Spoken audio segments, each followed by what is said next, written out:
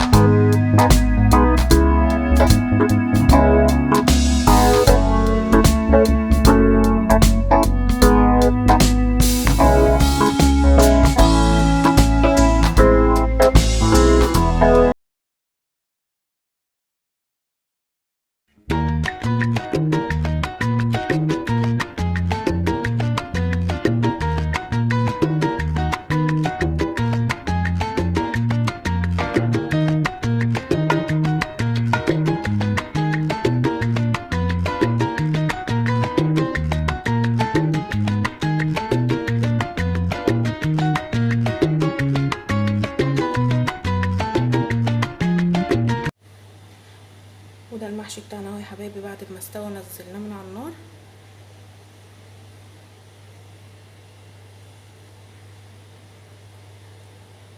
اهو